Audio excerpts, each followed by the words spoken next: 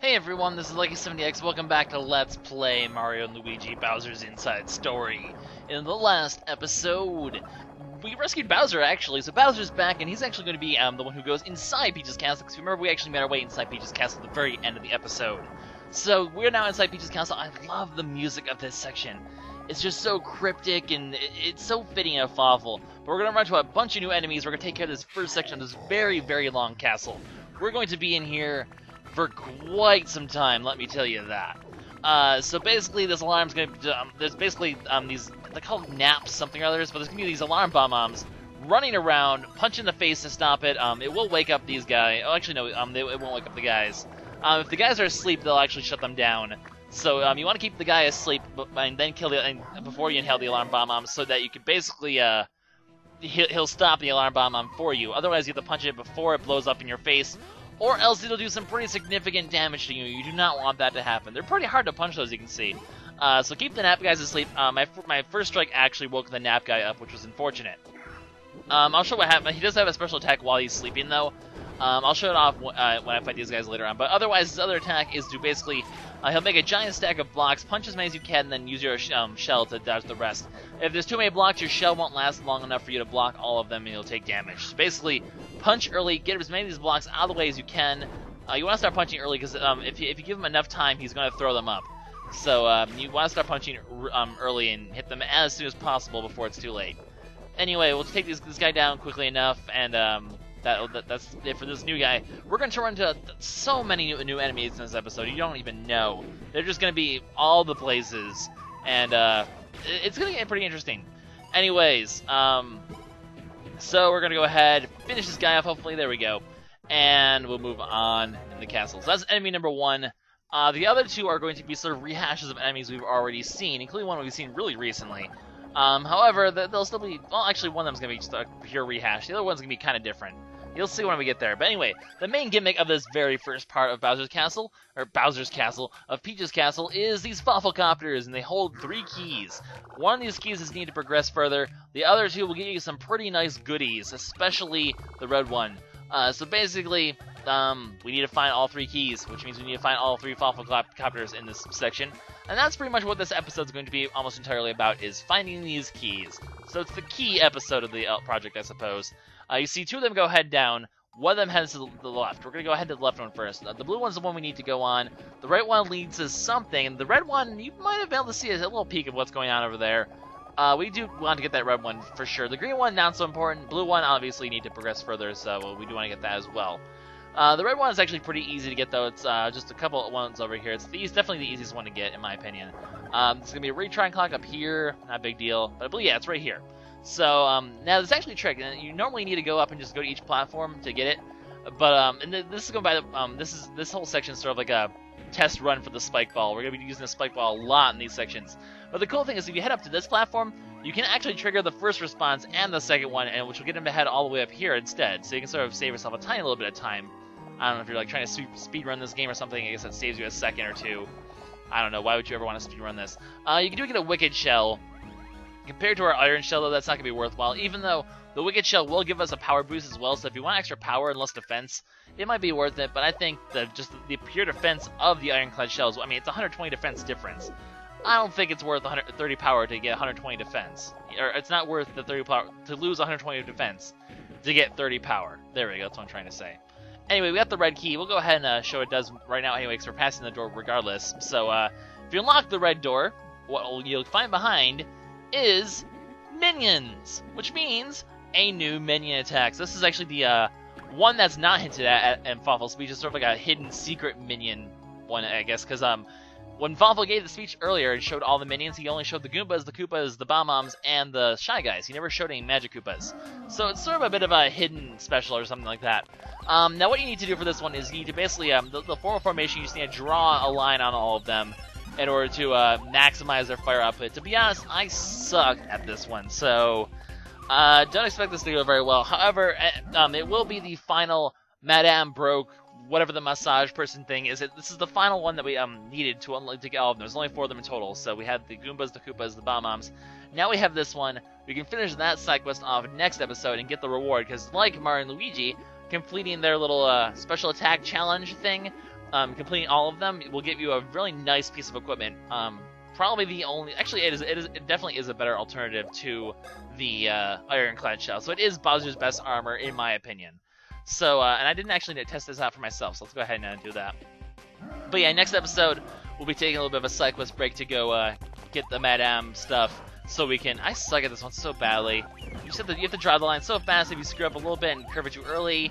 Especially the way I'm recording this, like, something this intensive on the stylus is just not going to be very easy. I guess I can try this one more time. I can do better than this. Come on. We got this. Focus, Lucky. You can do this. But yeah, that was good. Yeah, there we go. See, we can get this. Okay, that wasn't as good, but we get an excellent anyway. Great. Yeah, good enough. Good enough. Anyways, you do have a little bit of leeway for excellent if you don't get all of them. Although each one of them does damage, so you do have to get all of them to maximize your damage output, regardless. But in order to get an excellent rating, you don't need to get all of them. Just like you can get for like 1 or 2 misses or something like that. Also, there's obviously a Fawfulcopter. Anyway, we'll have to chase that in a second. Let's go ahead and save first.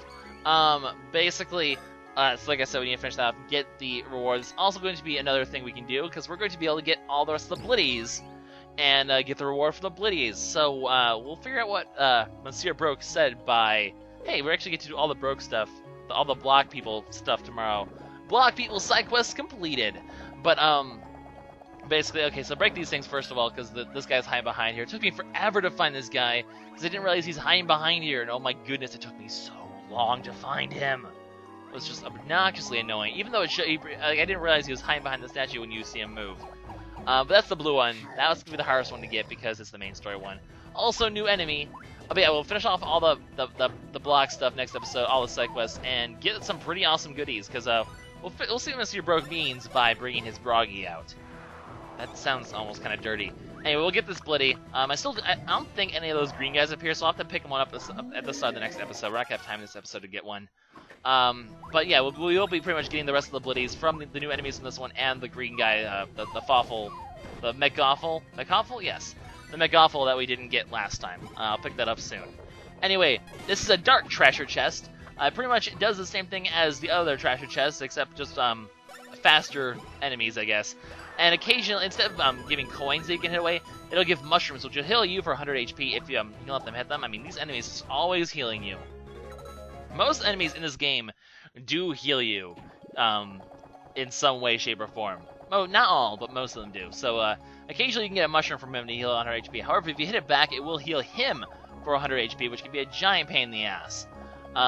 So you definitely don't want that to happen. That can be annoying. Now here I kind of spent a moment, I have a dirt moment right now where I just forgot where the dirt path up there is, because I know there's definitely a way to get up there, I forgot. And there we go, I kind of gave him a mushroom back, so 100 health healed from him.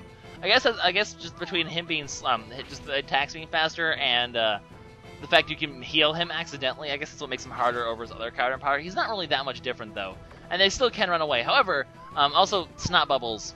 That's the way. That's what this what they do when they're sleeping. So yeah. Anyways, occasionally some dark Fawful guys will have a bomb appear, and if you just like the bomb back in Wiggler, if you let them survive a turn, they'll drop the bomb on Bowser for massive damage.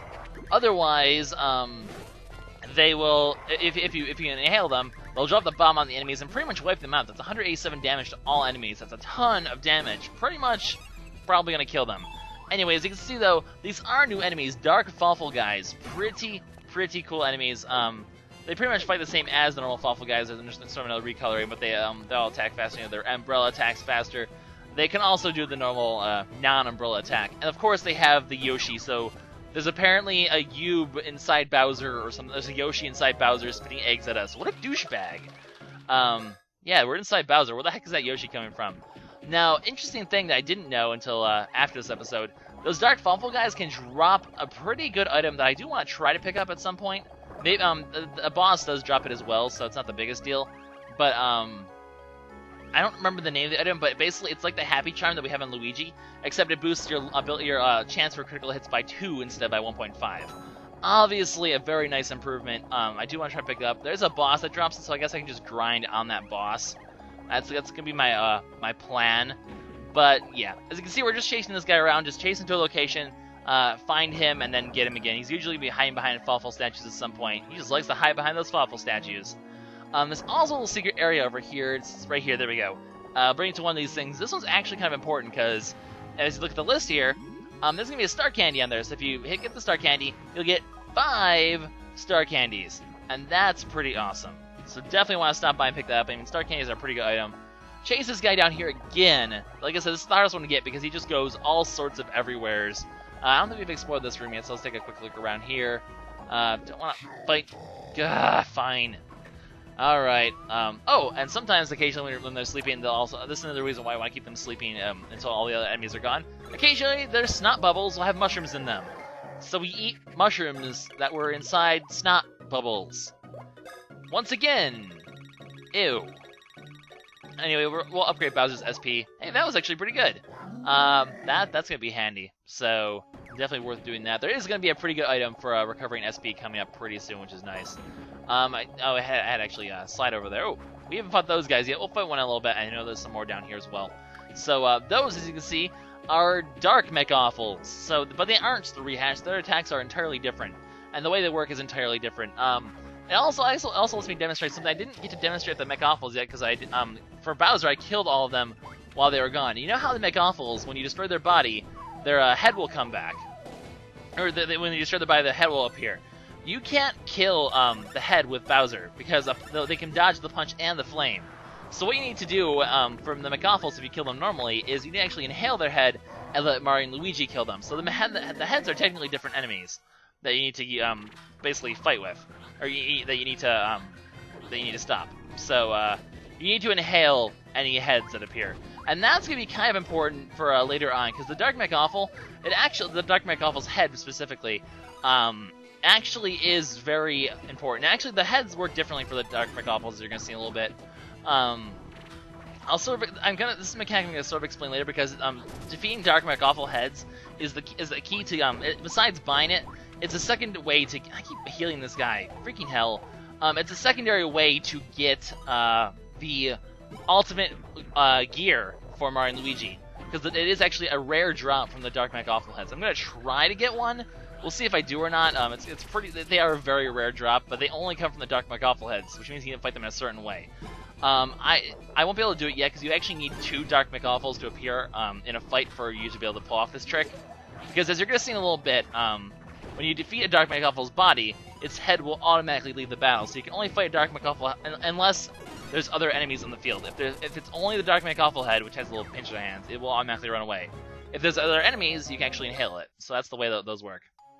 As you can see, all the attacks of the Dark Mechawful, it all revolves around timing. So the first one that you saw, you said that you have to time the punch there, and as you can see, you can't get this guy. So what we need to do is use this little boost and go off the ramp to hit it for a spike ball.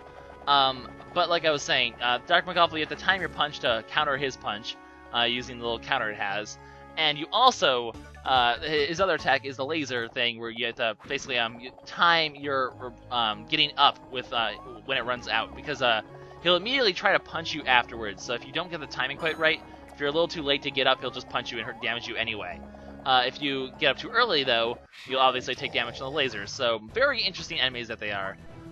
Anyways, so for example, the laser here. As you can see, the timing for this can be either 3 or 4 seconds for both of them. So I showed a 3-second one here. Just shows that the laser can be 4 seconds as well. So just make sure your timing's correct, and you'll be good to go.